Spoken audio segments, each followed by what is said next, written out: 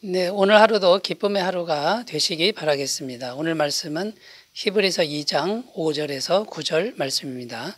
하나님이 우리가 말하는 바 장차 올 세상을 천사들에게 복종하게 하심이 아니니라. 그러나 누구인가가 어디에서 증언하여 이르되 사람이 무엇이기에 주께서 그를 생각하시며 인자가 무엇이기에 주께서 그를 돌보시나이까.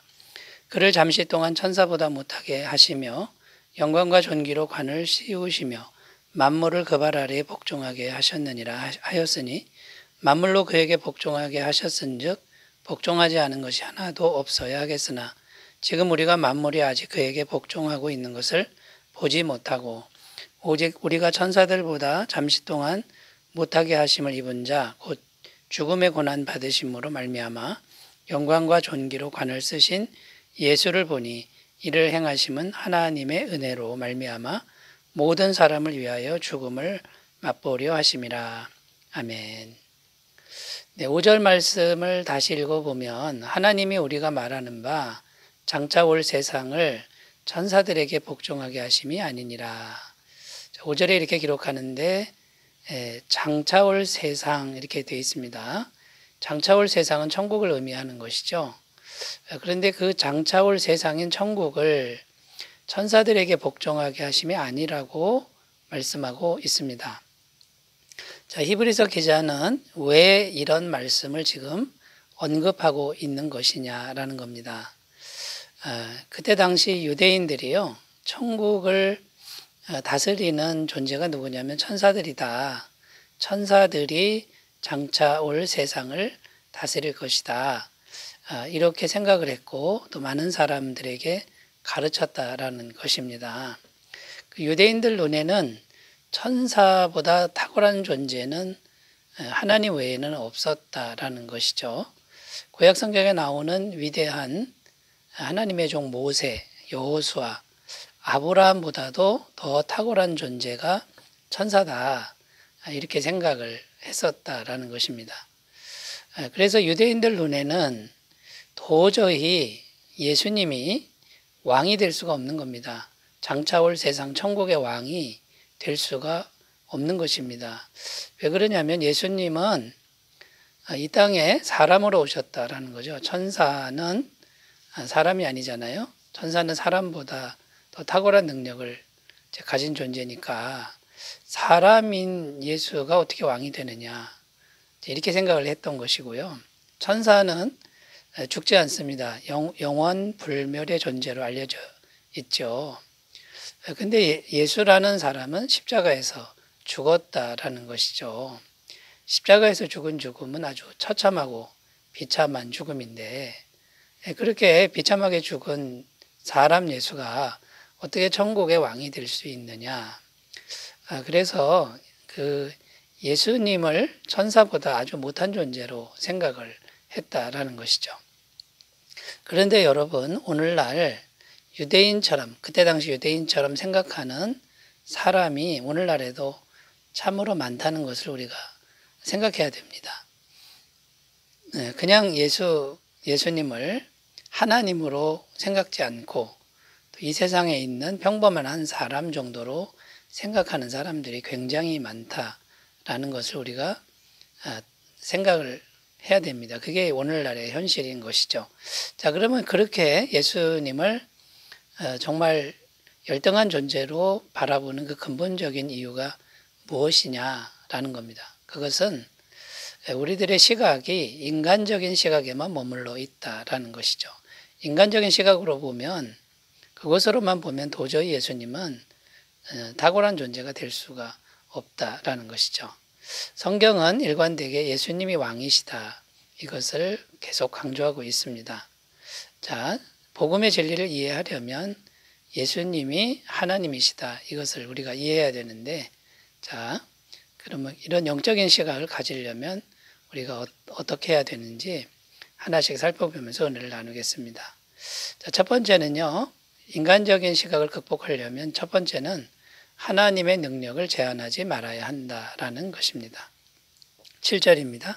그를 잠시 동안 천사보다 못하게 하시며 영광과 존귀로 관을 씌우시며. 자, 여기 예수님에 대한 이야기인데 그를 잠시 동안 천사보다 못하게 하셨다. 시편 8편에 나오는 이제 말씀인 거죠. 자, 예수님이 사람이 되신 거는 맞는데 잠시 동안이다. 이렇게 지금 말씀하고 있는 겁니다.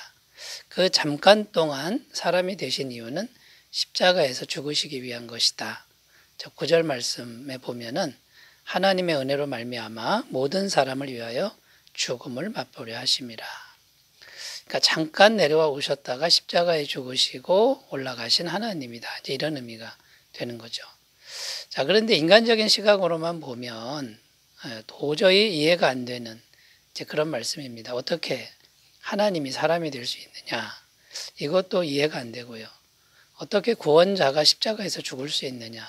죽음이라는 걸 맛볼 수 있느냐? 이게 전부 인간적인 시각이라는 거죠.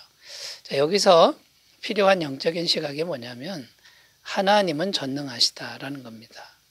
하나님이 전능하셔서 무엇이든지 가능하다라고 이것이 믿어지면은 하나님이 사람이 되는 것도 가능하고 십자가에서 죽으시는 것도 가능하게 되는 것이죠.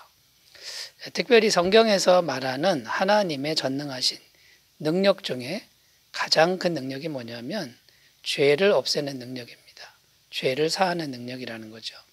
그런데 그냥 하나님의 전능하신 능력, 힘으로 밀어붙여서 없애는 게 아니고 하나님이 이 세상에 내려오셔서 세상의 죄값을 대신 짊어지시고 하나님의 십자가에서 죽으심으로 이 죄를 없애는 이 능력은 전능하신 능력 중에 가장 탁월한 능력이라는 겁니다.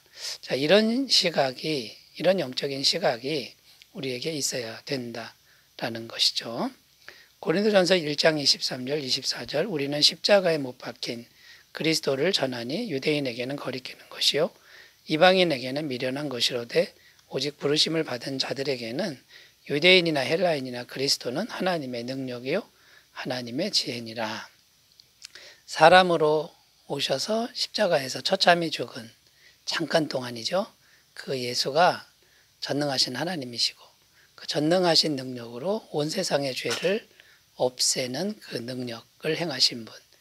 자, 이것이 영적인 시각으로 보면 믿어진다라는 겁니다. 자, 여러분, 인간적인 시각을 극복하려면 첫 번째, 하나님의 능력을 제한하지 않고 성경을 읽어야 된다. 이것을 꼭 유념하셨으면 좋겠습니다. 자, 두 번째로 가보겠습니다. 두 번째, 인간적인 시각을 극복하려면요, 하나님의 사랑을 제한하지 말아야 한다. 이렇게 말씀합니다. 9절입니다. 오직 우리가 천사들보다 잠시 동안 못하게 하심을 입은 자, 곧 죽음의 고난 받으심으로 말미암아 영광과 존귀로 관을 쓰신 예수를 보니 이를 행하심은 하나님의 은혜로 말미암아 모든 사람을 위하여 죽음을 맛보려 하심이라. 자, 9절 이렇게 기록하는데 여기 보면 죽음의 고난 받으심으로 말미암아 영광과 존귀로 관을 쓰신 예수를 보니, 자, 이런 부분이 있습니다. 예수님의 죽음, 고난 받으심, 곧 십자가의 죽으심에 대한 말씀이죠. 왜 예수님이 사람이 되시면서까지 그리고 십자가에 죽으시면서까지 그렇게 이 땅에 오셔서 고난을 당하셔야 했느냐라는 질문을 우리가 할 수 있습니다. 성경은 하나님의 사랑 때문이다. 인간을 사랑하신, 우리를 사랑하신 그 사랑이 무한하기 때문에 그렇게 하실 수밖에 없었다라고 증언합니다. 요한복음 3장 16절 하나님이 세상을 이처럼 사랑하사 독생자를 주셨으니 이는 그를 믿는 자마다 멸망하지 않고 영생을 얻게 하려 하심이라.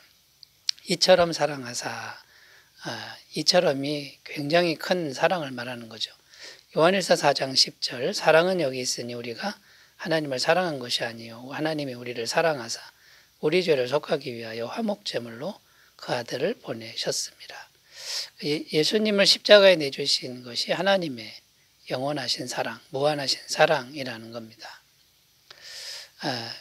그런데 그 하나님의 그 사랑, 인간을 사랑하는 그 사랑이 너무나 큰데 인간에게는 죄가 있었다라는 거죠. 그래서 하나님이 너무나 사랑하시다 보니 하나님 자신이 이 땅에 내려오셔서 죄값을 대신 지불하고 올라가신, 이것이 이제 십자가의 사랑이라는 것입니다. 자, 여러분, 그러므로 이 하나님의 사랑은요, 우리가 제한하지 말아야 됩니다. 조건부가 아닙니다.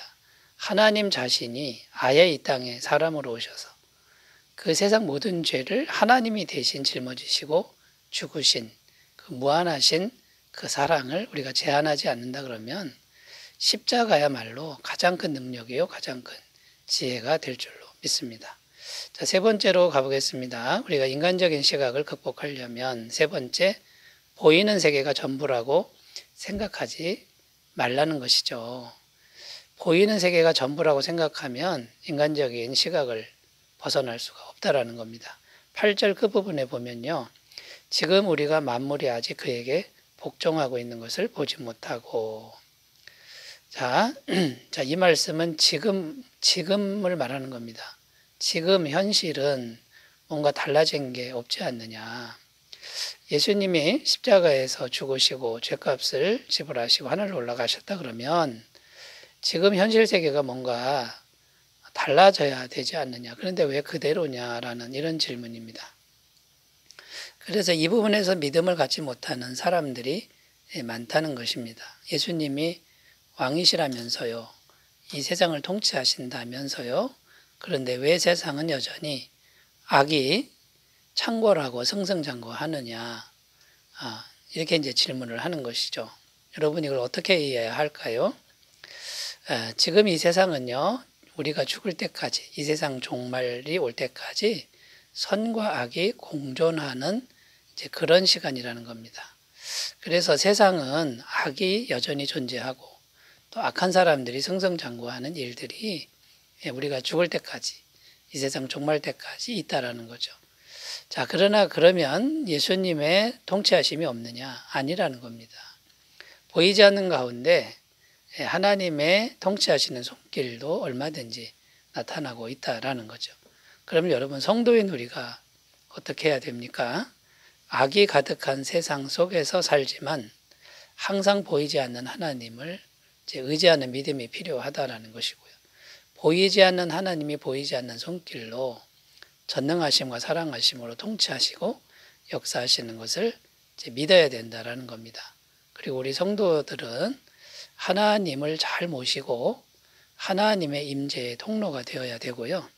하나님의 영광과 성품을 세상에 드러내는 빛과 소금의 역할을 잘 감당해야 될 줄로 믿습니다. 그래서 꼭 필요한 게 뭐냐면 기도하는 게 필요합니다. 기도해서 하나님의 도우심을 간구하는 게 필요하죠. 시편 81편 10절 나는 너를 애굽 땅에서 인도하여 낸 여호와 내 하나님이니 내 입을 크게 열라 내가 채우리라. 기도하면 하나님이 넉넉하게 응답하신다라는 말씀이죠. 예레미야 33장 3절 너는 내게 부르짖으라 내가 내게 응답하겠고 내가 알지 못하는 크고 은밀한 일을 내게 보이리라. 자, 보이지 않는 하나님이 응답하신다는 약속의 말씀을 믿고, 자, 우리 성도님들은 인간적 시각을 넘어서서 영적인 시각으로 나아가시는 은혜가 있으시기 바라겠습니다. 기도합니다. 하나님 아버지, 인간적인 시각으로 예수님이 열등하게 보이지만 잠깐입니다. 만왕의 왕이시고 하나님이신 예수님을 우리가 잘 믿게 하여 주옵소서. 예수님의 이름으로 기도드립니다. 아멘. 평강의 하루가 되시기 바라겠습니다. 감사합니다.